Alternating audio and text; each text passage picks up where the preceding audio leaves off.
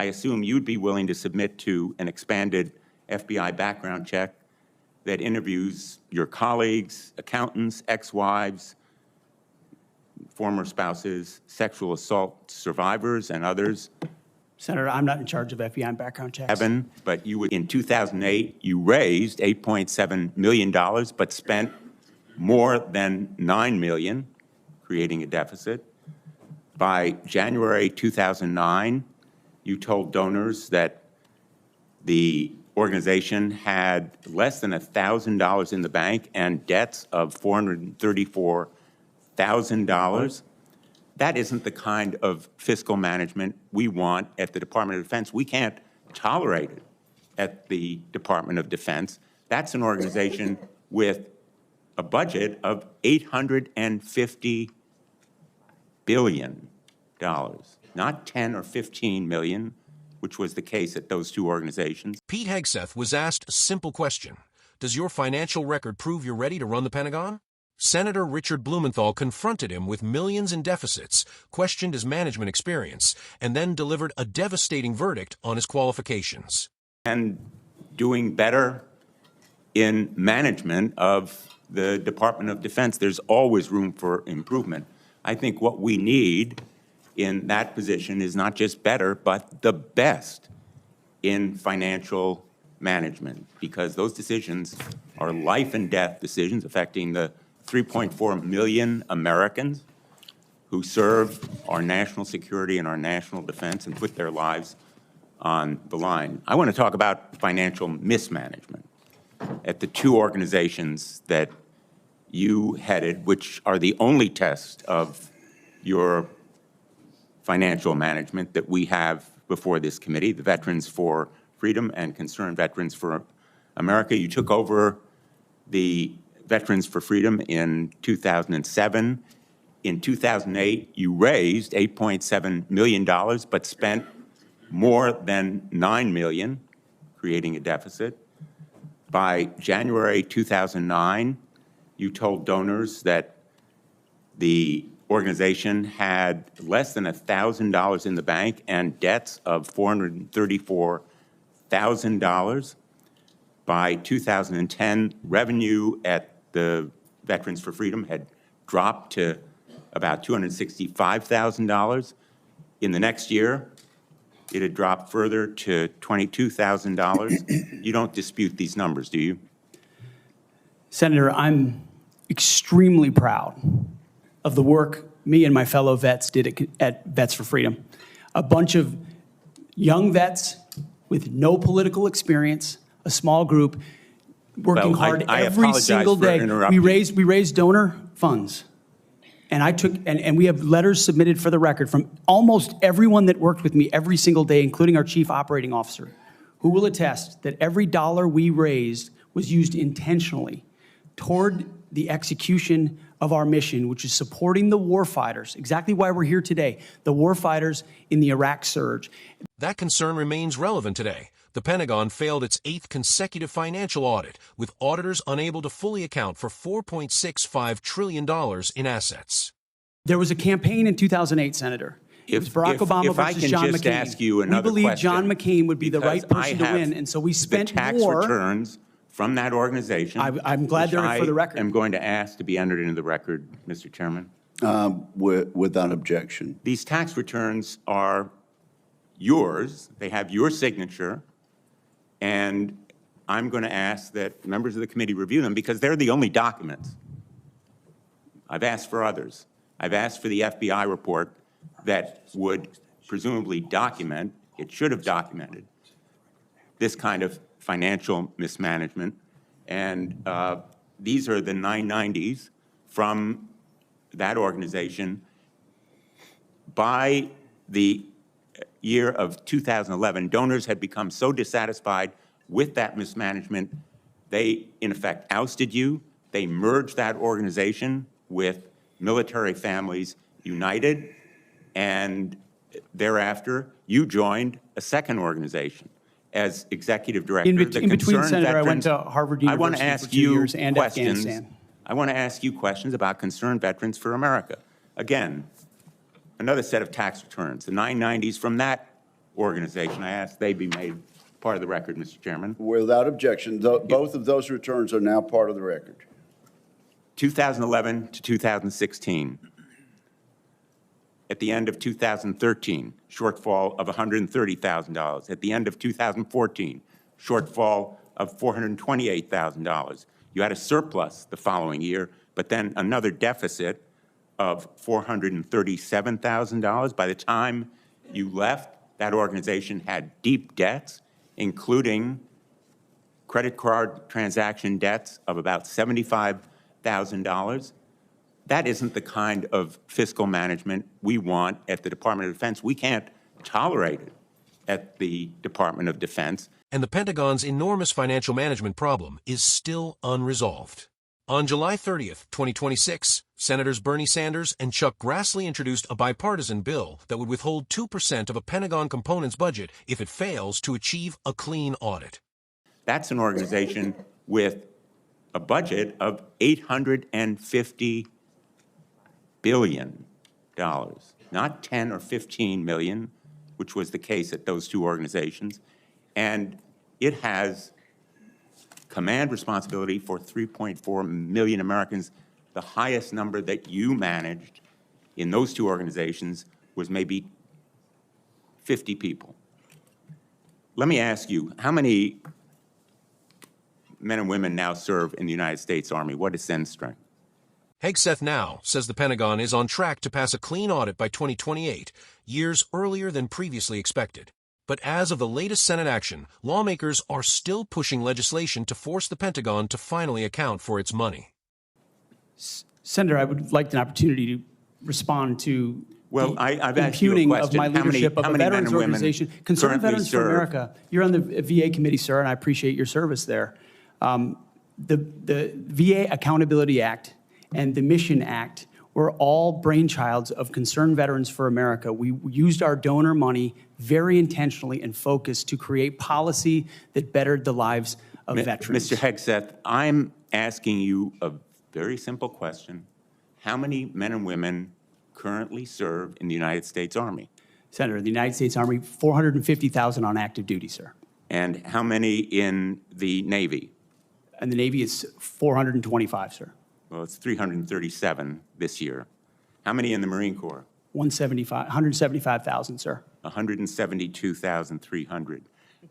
Those numbers dwarf any experience you had by many multiples. I don't believe that you can tell this committee or the people of America that you are qualified to lead them. I would support you as the spokesperson for the Pentagon. I don't dispute your communication skills, but I believe that we are entitled to the facts here. I've asked for more documents. I assume you'd be willing to submit to an expanded FBI background check that interviews your colleagues, accountants, ex-wives, former spouses, sexual assault survivors, and others, and enable them to come forward. Senator, I'm not in charge of FBI background checks. But you would submit to it and support it. I'm not in charge of FBI background checks. Thank you. The January 14th, 2025 Senate Armed Services Committee confirmation hearing became a major test of Pete Hegseth's qualifications to lead the Pentagon, particularly after Senator Richard Blumenthal challenged his record managing two veterans organizations. The hearing was officially held on January 14th, and Hegseth was ultimately confirmed as Secretary of Defense on January 24th, 2025, by a 50-50 Senate vote with Vice President J.D. Vance breaking the tie. The concerns raised by Blumenthal did not simply disappear after the confirmation. Hegseth went on to inherit responsibility for one of the federal government's largest and most complicated organizations, while the Pentagon continued working toward major financial management reforms. A July 2025 Defense Department financial improvement report said Hegseth had established a goal of achieving an unmodified department-wide financial statement audit opinion by 2028, with specific remediation targets for financial systems, transaction data, asset valuations, and internal controls. The Pentagon's FY 2026 oversight plan also continued to identify achieving and sustaining a clean financial audit as a major oversight challenge. That later development gives Blumenthal's questioning additional significance. His argument was not simply that Hegseth had run two organizations imperfectly. His argument was that the experience represented the only direct evidence available to senators at the time of Hegseth's ability to manage an organization financially. Blumenthal focused first on Veterans for Freedom, which Hegseth took over in 2007. According to the tax records Blumenthal entered into the committee record, the organization raised approximately $8.7 million in 2008 while spending more than $9 million. By January 2009, Hegseth had reportedly told donors the organization had less than $1,000 in the bank and approximately $434,000 in debts. Revenue subsequently fell sharply, reaching roughly $265,000 and then approximately $22,000 the following year. Hegseth did not accept Blumenthal's characterization of that history as financial mismanagement. Instead, he defended the work of the organization and argued that he and other veterans had intentionally used donor money to advance their mission and support American troops. He emphasized that Veterans for Freedom was created by young veterans with little political experience and that their objective was advocacy on behalf of service members. Blumenthal, however, was making a different comparison. He was asking senators to consider the enormous difference between running a relatively small veterans advocacy organization and managing the Department of Defense with millions of service members, a massive workforce, and a budget measured in hundreds of billions of dollars. The senator then moved to Concerned Veterans for America, another organization Hegseth led during the following years. Blumenthal pointed to deficits reported in the organization's tax filings, including a roughly $130,000 shortfall in 2013, approximately $428,000 in 2014, and another deficit of roughly $437,000 later in Hegseth's tenure. He also highlighted approximately $75,000 in credit card transaction debt. That was the heart of Blumenthal's argument. If Hegseth had struggled with the finances of organizations operating with budgets measured in millions, why should senators be confident he could manage the Pentagon operating on a vastly larger scale? Hegseth attempted to broaden the discussion beyond the financial numbers.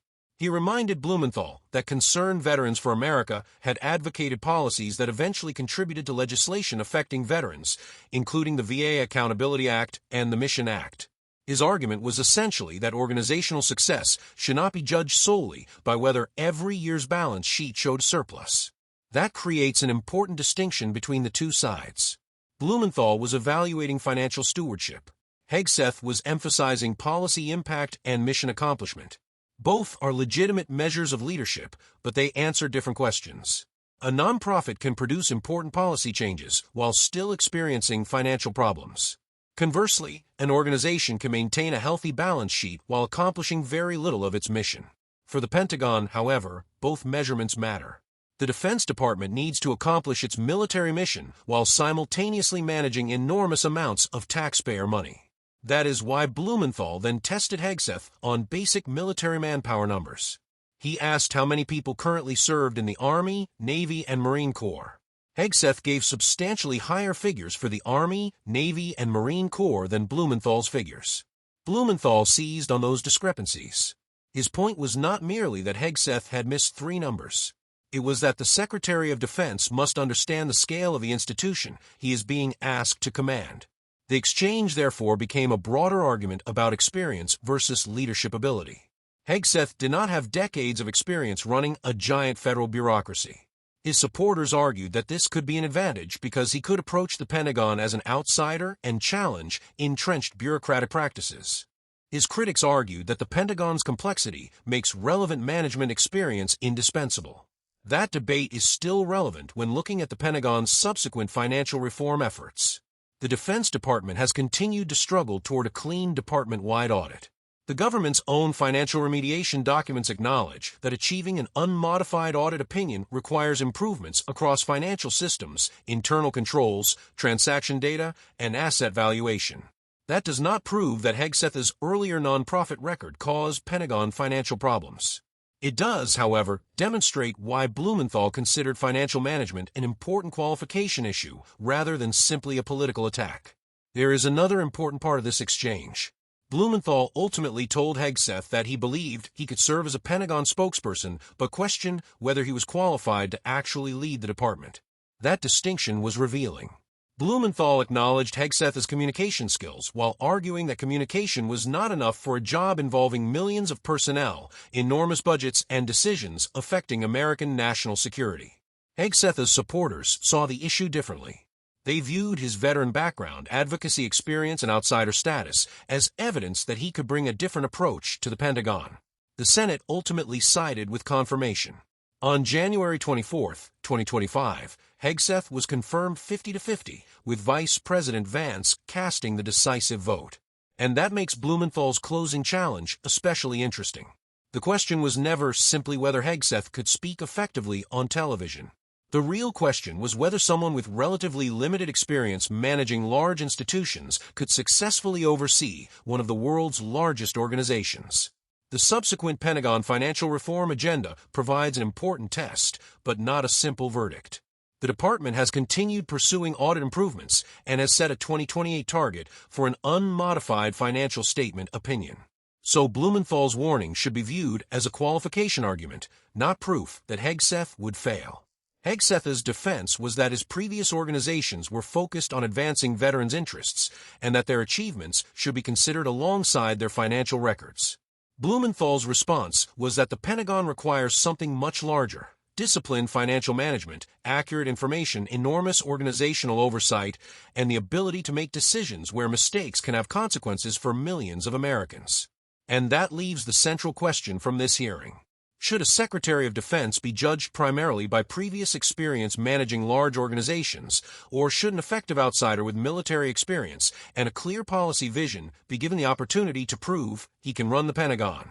That is the real issue behind Blumenthal's confrontation with Hegseth, and the question that ultimately followed Hegseth from his confirmation hearing into his tenure at the Pentagon.